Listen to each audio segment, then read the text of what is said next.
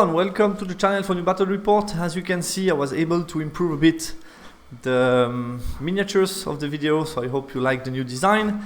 We are on round 4 of the UK tournament Spring Slaughter. We were paired against a Turkish team. I think most of the guys are from the ETC team Turkey, and I was paired against Matrim, who was playing Warrior of the Dark Gods. My list remains the old one because our opponent were not so interested to change the rosters, something that I try to ask every time. I think when we have long tournaments like this one who last more than a month, sometimes it's interesting to be able to play the new version of the list, but they prefer to stick to the old one, which is absolutely no issue. It's actually how the tournament was designed at the beginning, so no issue at all. So you know already this list: 2 big blocking core, 2 times the Merc Vets, and then some little unit. He's playing Chaos, Warhall Dark Gods, so we have a Sorcerer Master on the Battle Shrine, very powerful, but very expensive as well. We have a Killy Chosen Knight on Flying Disc, then we have a unit of Barbarian in core, 2 units of Fallen to create some traffic and chaff. Chosen Knight, Force 1 Damnation, obviously are in every Warrior of the Dark God list. They are so good. Then we have 4 Feldrak Pet Weapon and 6 Warrior Knights, so a total of 5 scoring units. We were playing Secure Target on Diagonal, so Refuse Flank. I got Commit to Battle, so need to have more scoring unit in his deployment zone than he has, and he had Slay the Beast. He need to kill either my Shaman or my Frost Mammoth, or if I touch my deployment zone, which is going to be the main challenge, that could be also a lost secondary or win secondary for him. And you see our spell matchup. Yeah, MMU Warrior with Killy Lord and good range damage magic. I felt the primary at best I can draw it, but there is no way I can play for both. They are so far away from each other, it's going to be too complicated. My secondary possible, but I need to find a way to break through on my strong flank. For him, not easy to kill, but he's going to attack, so block me in my deployment zone, and could be hard for me to exit. Path to victory. Yeah, I think for Warrior it's pretty simple. Try to attack and find a good setup, and on the Ogre side, push on the strong flank to defend the target, and on the weak flank try to slow him down and defend. Choosing side seems for me better. You will see the map after, but seems definitely better to minimize what he might do to attack my secure target. And I think here also playing second when you try to defend the target.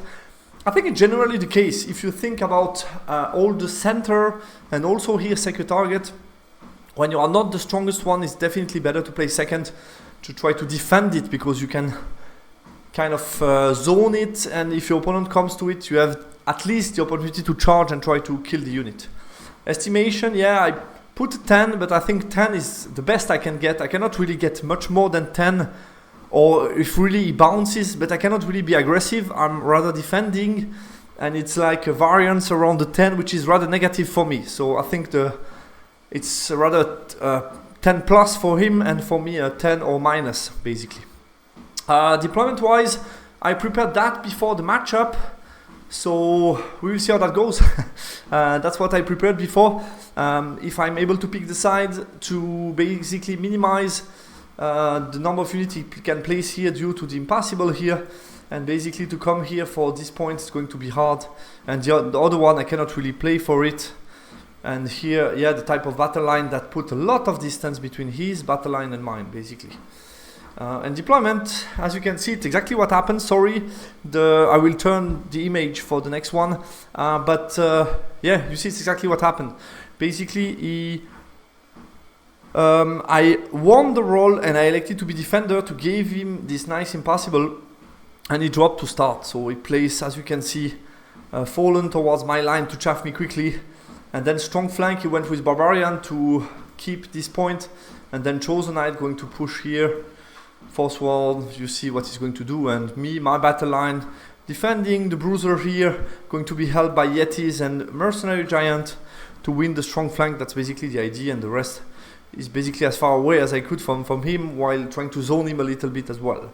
Let's start his one. So we are now all good. He pushes towards me, as you can see, with the Knights, Fallen preparing to chaff. and the rest marching as fast as he can.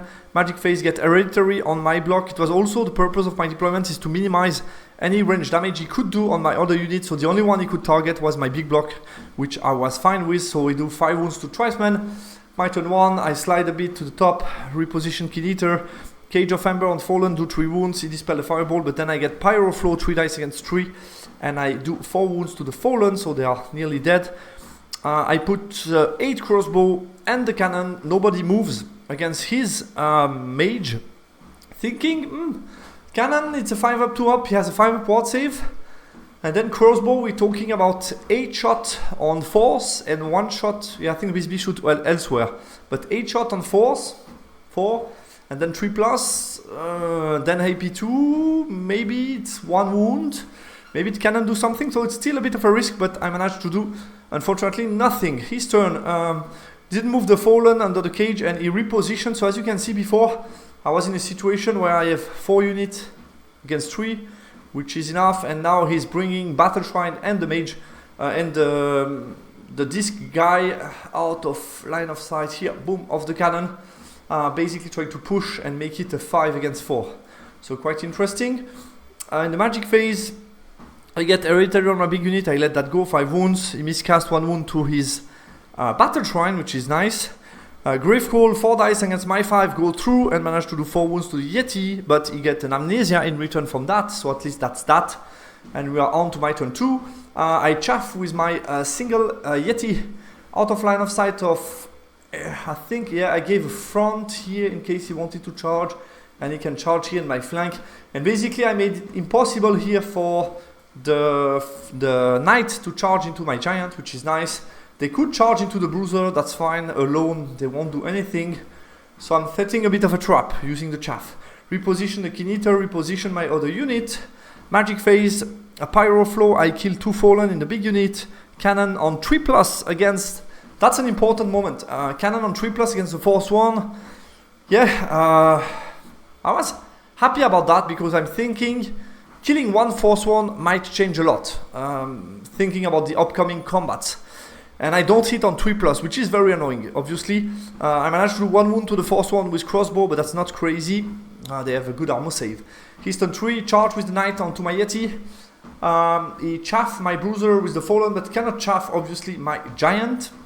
And the rest reposition. He repositioned the Lord, and he activates. So you have, as you can see, the Force 1 push hard.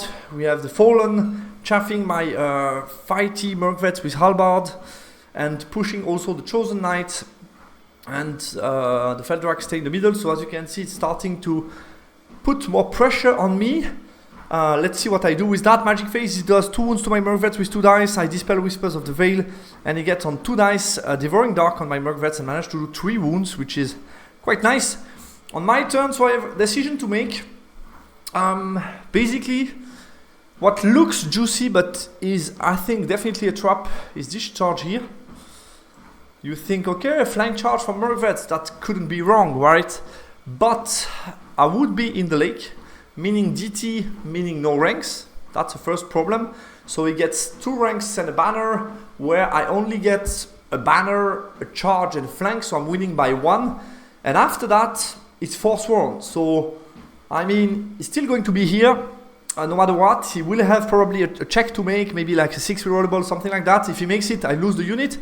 If he doesn't make it, I take his unit out, but he will still be here and be able to countercharge me with a lot of stuff. So way too risky for me. What I see as an opportunity is to charge with the Kid Eater, that chaff at the same time. I think small mistake on his part here to give not much more space here. And basically my Kid Eater is at the same time taking care of the Fallen and chaffing the Force 1, which is perfect for me. The rest is able to move a bit back. I charge obviously his chaff here, and I charge with the giant onto his knights. Magic Phase, I'm going to go Rod of Battle on the giants, get Dispel, I think, and I got Hereditary on my giant, which means at least I won't be winning, he will be wounding me on 6 up. So that should be a winnable combat. Clouded Sight on the Feldrak got Dispel. I shoot into, I don't remember what I shoot. I shot, I think, into the Battle Shrine, but I did nothing, I would say. And the close combat, yeah, I think so. And the close combat, the Keen Eater, yeah, he loses by 6, he breaks, goodbye, I just reform. And the Giant, it's a, I think, yeah, I did 2 wounds, I don't have all the stats. I did 2 wounds, and he did 1 wound to me, and I have a charge and as a standard, so it's basically -1 for him, and he stick on 8 rollable. No problem, turn 4, he uses his, he push hard with his Lord in front of the Merc Gunners. The Fallen were fleeing that way. He pushes his Forsworn in front of my Frost Mammoth to chaff me. That's going to be a front for everybody here. And I could send the cannon in the flank, but I have no impact because of the water. And then the Chosen Knight are ready to countercharge me, basically. Also, let's keep in mind the Giant combat against the Knight is out of the 6 inch of the secure target. So as long as I'm here, basically there is no risk for me. That he takes the points. So at the moment we are still tied on the primary. In the magic phase, get Rod of Battle on the Mercvets, Dispel. No, sorry, it's his turn, excuse me. Sweeping attack did 5 wounds to the shooty Mercvets, that's why I lost 5 wounds, so very good sweeping. Whisper of the Veil, Dispel. And then he got Hereditary.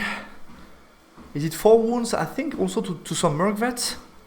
I don't recall where I did the Hereditary, maybe to the Bruiser. I don't recall. And obviously, yeah, my aim was to dispel Whisper of the Veil on the Giant. Obviously, was the main goal. The Giant combat, I do 1 wound, he do 0, so we get a draw. I will be able to counter charge. My turn, so I have some choice to make. And also, those guys rallied. Yeah, like that. So the choice I have to make. Basically, if the Bruisers are going to charge here. They can charge, so no issue, taking care of the Knight. Perfect, that should secure me the primary, so that's fine. Then we have a choice to make. What do we do with the Forsworn? And basically the idea we'll come up with is to charge with the Frost and the Mercvets combine.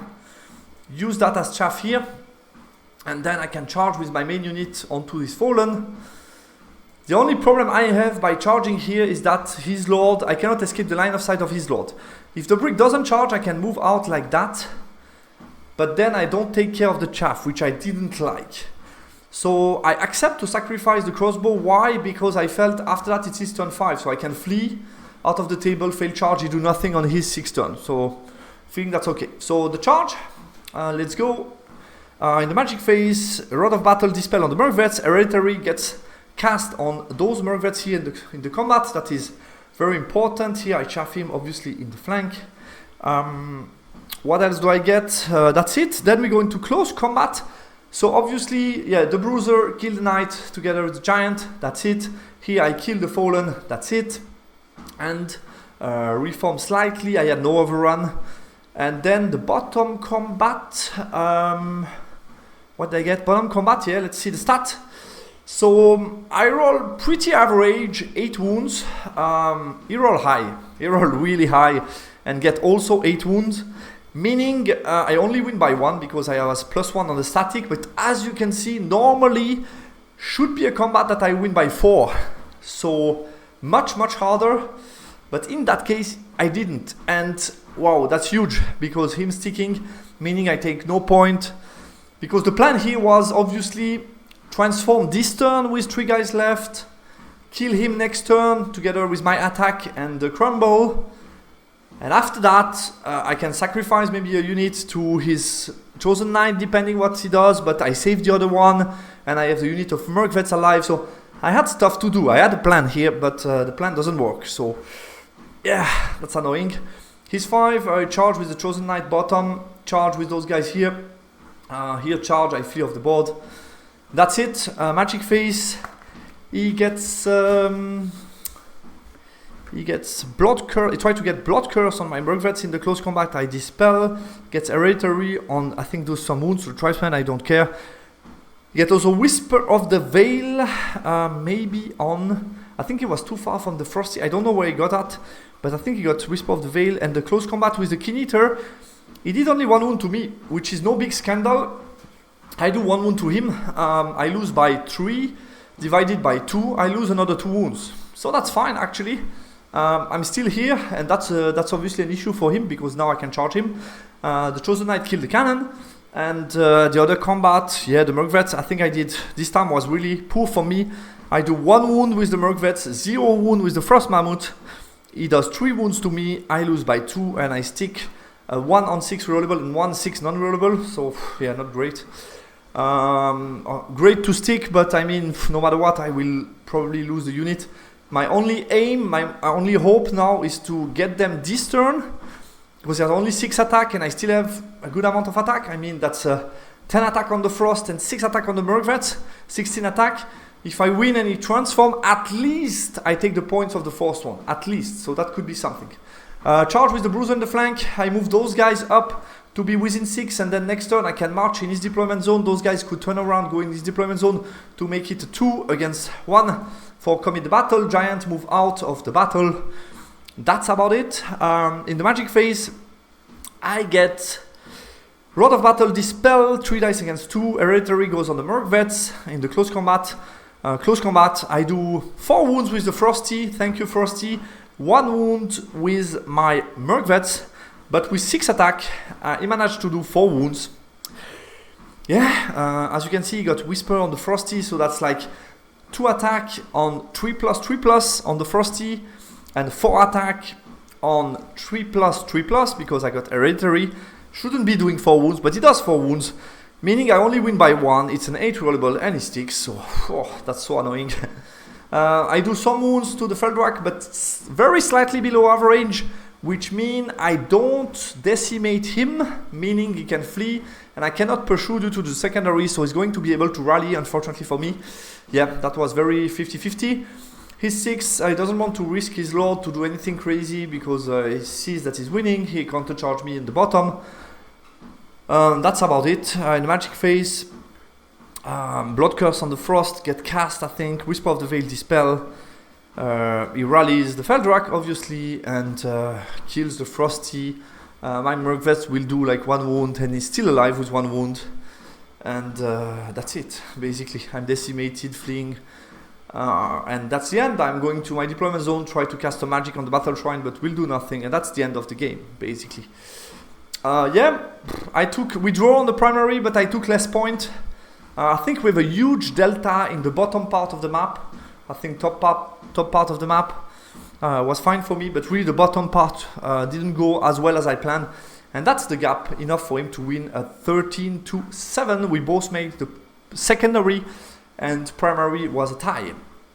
Post-game analysis, yeah, I followed my game plan, securing 1 target. I was fine with the way I played, and I executed my game plan.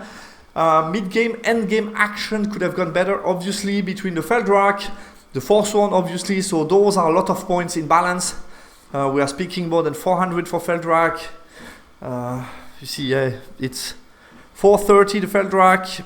Fourth one, it's another 245, so, and maybe me saving Frosty or the other unit of Merc Vets, so that's a lot of points, obviously, in balance. And yeah, fourth one, as always, I mean, very, very impressive fourth one. They are so strong, but when they start to high roll in top of being so strong, I mean, that's nothing you can do.